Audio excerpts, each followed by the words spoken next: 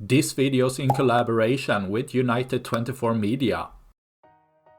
Ukraine's drone army makes sure to weaken all of Russia's position, as a Russian border position looks like a scrapyard.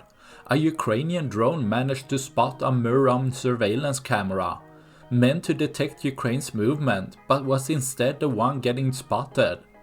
But while Russia had placed a chicken cage over as protection, the drone still managed to destroy the fragile equipment, sending a second drone to strike a machine gun position to render the location both blind and defenseless, wearing down Russia's capability in every possible way.